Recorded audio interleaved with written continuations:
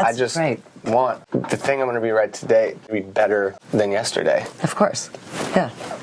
Hi, welcome to Door to Door with your host, me, Judy Stakee. Join me as I travel all over interviewing songwriters about their process. Hi, I'm Judy Stakee, and welcome to the latest edition of Door to Door. I'm sitting here today with the amazing Julian Bunetta, who is a wonderful songwriter and a great producer, who's had quite the illustrious career, starting off with remixing Save a Horse to Ride a Cowboy, to having a song on the Little Big Town first album, to writing hits for One Direction, Fifth Harmony, and so many others. Welcome. Good to be here. Thanks for sitting down with me. Of course. Anything So, for you. thank you. So, can you give me like the elevator pitch of your career? Yes. I grew up in a musical family. My dad, as you know, a producer. My uncle ran a label. And I grew up playing drums, being in jazz bands, orchestras, starting to make little beats in my bedroom, and then met you. Signed my first publishing deal, and then did the grind of learning how to craft songs for years, and how to produce and how to mix, and wrote with some of the best writers of that generation growing up from the 70s, 80s, 90s, and then started getting a few cuts. Did a lot of things, did commercials, did movies, went to Nashville, and kind of moved around, did hip-hop, did dance music, and kind of like had a bunch of irons in the fire doing a whole bunch of stuff. And then I got an opportunity to work on the X Factor, which was because I was very versatile, because I had done all different kind of genres. Got that, and that led to writing songs for One Direction, which then kind of really, it was the thing that was my first calling card of my career, really, which led to then doing Fifth Harmony, which then led to all the other stuff, Niall and Harry and Thomas Rhett. And then the other thing running parallel at the time was my brother, who was my manager, is my manager still. And we formed a publishing company together. And we signed our first writer named John Ryan, maybe it was 10 years ago, 9 years ago. And did all the One Direction stuff with me. Went on to write the last couple Maroon 5 singles, John Legend and Pitbull and a whole bunch of stuff. And then a few years into that, we signed Teddy Geiger, who has now written all the Shawn Mendes stuff. Yeah, and now we have a publishing company, and we have some other great producers and writers. A group called After Hours, a group called Too Fresh, a young guy named Connor Mason, and am I forgetting anybody? No. No. And and now here I am. That is quite a career. 17 years later. 17 years later. 16, 17, yeah. Yeah. Do you remember when we first met? Yes, I do. I remember it actually started, I was home for the summer after my first year of college. Yeah. And I was just kind of making music in my bedroom, and my dad was like, "What are you gonna do for the summer? How are you gonna make some money?" And I was like, "Well, I don't know." And he brought me over to you. Yeah. He was like, "All right, maybe you can like do some demos for some writers or something." And then brought us over, and I remember your office. I remember the corner office, and I remember that I played you. Yeah. I love it. Yeah. And then I remember that you, at the end of the meeting, offered me a publishing deal. Yeah. If you were going to go back to school, because that was the big decision. Yeah. Yeah. I remember it well. Well, one of the things is that you were doing so many demos for my writers. Yeah. You know, they would come to you with their little voice memos at the time, you know, and you would put beats and tracks to all of them. So. Yeah, they were just on cassette tapes. On cassette tapes, yeah. I will tell you, though, we did meet a long time before that, though. Because you did? I'd be at the house for some of the Christmas parties at the house, because I tried to sign your dad to a publishing deal. That's right. So I met you when you were younger, but, you know, fleetingly, you know, as you were playing the drums in your bedroom for everybody or something. Right. That's wild. So one of the things that I teach at the retreats that I do is that I want all my writers to have a creative process. I want them to have the time, the space, and the tools to make their art. Yeah. So what is your creative process? My creative process now, I mean, it kind of changes. It kind of goes through different sort of evolutions. It took me a while to, like, my first creative process was just going into my room and just starting with a drum beat and then like putting some chords over it and just making a beat. That was before I really started writing lyrics and writing melodies and singing.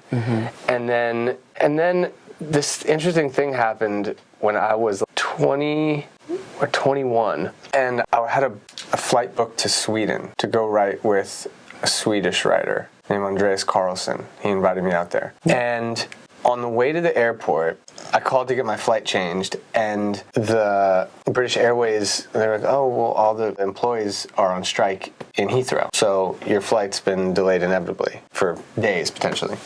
So I was so bummed, and I came home, and I went in the studio, and I didn't change my, you had voicemail, and I didn't change my voicemail, so no one knew I was still home. I left my suitcase in the studio for 7 days, and I wrote my first song that I sang on, and I recorded my vocal, and I sang it, and I wrote all the lyrics, and because I was just like fuck, and I was so frustrated, and it was the biggest breakthrough for me. Yeah. And so after that, I spent a bunch of weeks, months just by myself, not co-writing with anyone, and sort of exploring what I had to say and the way I wanted to say it and the pace at which I revealed the story and just finding my voice.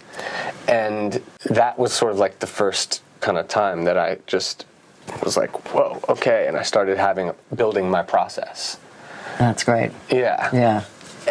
Now, after doing it for 15 years, I've done it most ways that you can start. It could start from a title. It can start from a beat. It can start from a melody. It can start from a joke. It can start from, it can start anywhere. I don't know. Now what I do is you just write and you throw ideas out until people's ears perk up and everybody goes, oh, that's good. And then you go on the next line. Yeah. And then you listen back and you listen to your gut when you're listening to the song and a line just doesn't feel as good as the rest of them, or there's a boring part in the music, and you go, okay, I think we need to look at that. I think that's what being alone for you did. Yeah. Was that you started to rely on what you wanted and instinct. Exactly. Yeah, honing your instinct is huge. Yeah.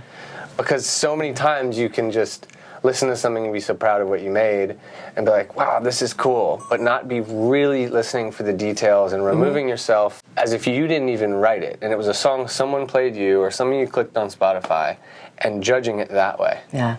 Because if there's a lull for a couple seconds in a song that you're listening to just randomly, you just go to the next song. Absolutely. You don't wait through it because you know there's a good part coming. So it's about really, hands are short. Yeah, honing your instinct, trying to just listen to that voice in you that goes, it's not so much, oh, there's two parts. One is, oh, I love this part.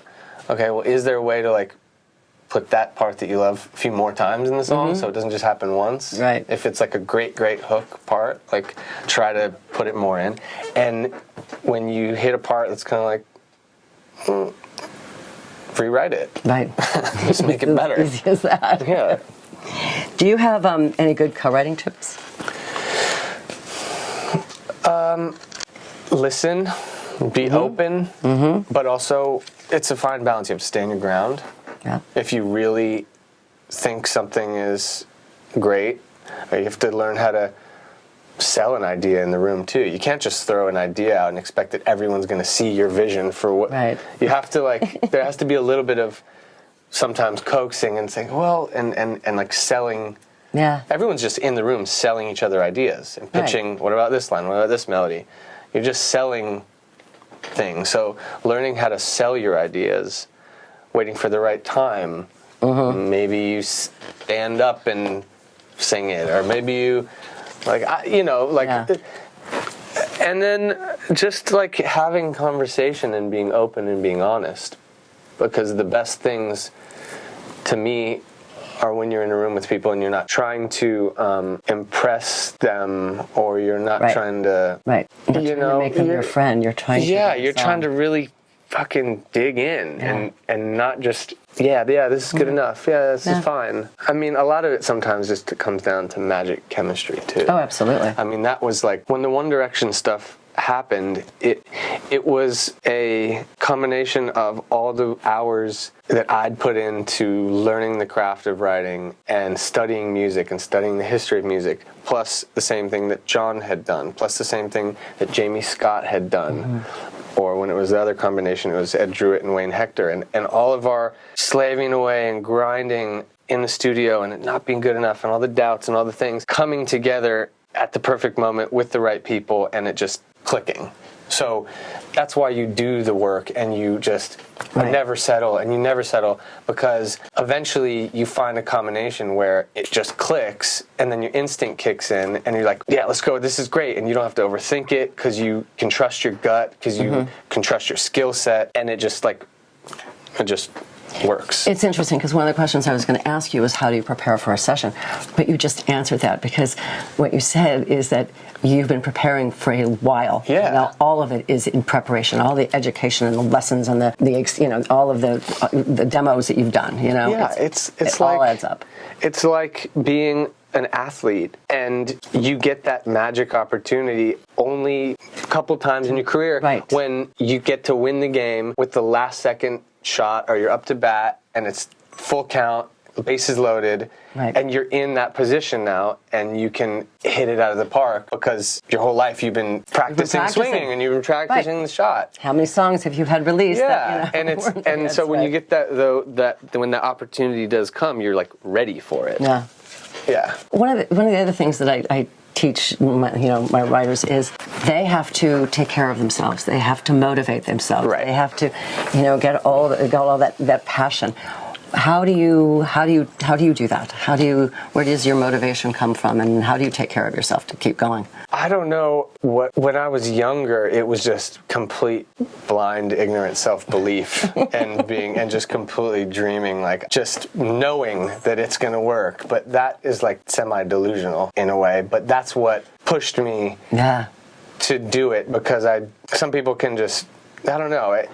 Let's see, what motivates me? It could be anything. It could be hearing a new song. It could be just being in a good mood. It could be falling in love, breaking up. Now, what motivates me most is a voice and a person that is like, as an artist, that is like really a personality, a special personality, a unique personality, and a unique person is what inspires me now, and a voice, obviously, an amazing voice. True to themselves, yeah. Yeah, someone that's like really, because I can just feed off that and I take what they are and just be that last little set of eyes.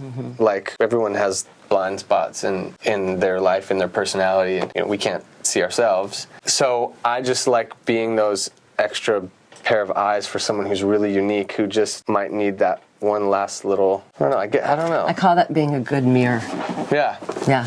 I think that you yeah, totally. I like being a mirror for people. And because you're so versatile and you've done so many things, you see a lot more of the picture than somebody who's only seen it from that perspective. Totally. Yeah. And that's where I've found a lot of good chemistry, when someone they just are their thing and have their thing, and I can bring a bigger picture of. So, what is your favorite song that you've written and why? I mean, fuck. Do I stump you? It changes every year. It's the next one. It's the next one. Oh, the one we haven't heard yet? Yeah. Oh, okay. Yeah, the one that I'm going to write today. I don't know. I don't. That's actually a great answer. The one I'm about to write today. Mm-hmm. Yeah. Because that has to be the approach. That's always the approach. I want the thing I'm going to write today to be better than yesterday. Of course. Yeah. But if I had to not give you one of those answers, I don't know, because I've done so many. I've written songs in Farsi. I've done songs that are for movies. I've done songs for I couldn't pick. Yeah. I couldn't pick. I won't make you then. Okay. What you could say, if you could only listen to one song ever and it had to be your song on a desert island, what song would you pick? There you go. All right. I don't fucking know. I'd have to go back through all my songs. Yeah. What was the It would probably be a One Direction song because the spirit was always happy. Story. Story of My Life. Yeah.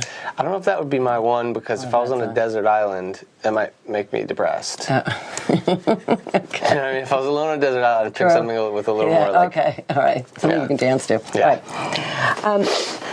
A tip for how can a songwriter best improve their career? If I was a songwriter and I knew how to write and I knew how to play a little and I knew how to do so, like you'd say, if you really want to do this, you really need to get better at... You know, this is going to sound weird, but how to sell your shit. At a certain point, there's a few songs that are written every year that are just magical, one listen, no-brainers. Yeah. The rest of the hits that happen in the year there's a lot of other songs that haven't been released that might have been hits that just never got the opportunity. I've got a lot of those. Yeah, and so at a certain point, you have to learn how to like convince someone, because there's so much music out there, why yours should be the one. Good tip. You have to learn how to sell your shit. Good tip, yeah, absolutely. And developing your sell, that took me a while, because I used to see other salesmen of people and different music business personas and how they do it, and some people would get up on the desk and like, this is a hit, and some people were very reclusive and like mysterious, and so you have to find your sell and how people respond to the way you sell, and find your sell. Absolutely. Yeah.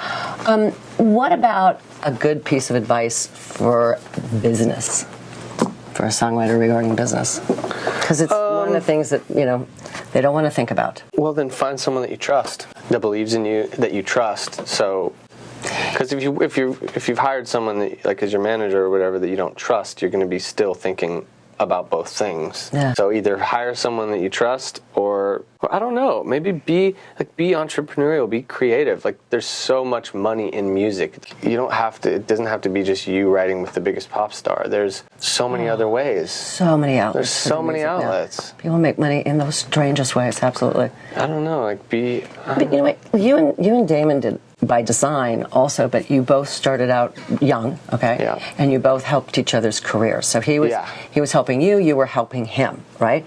Which is a great way for a beginning writer to do. It's like find somebody who wants to get into the business, somebody you can trust, and help each other. Yeah. Absolutely. Another thing.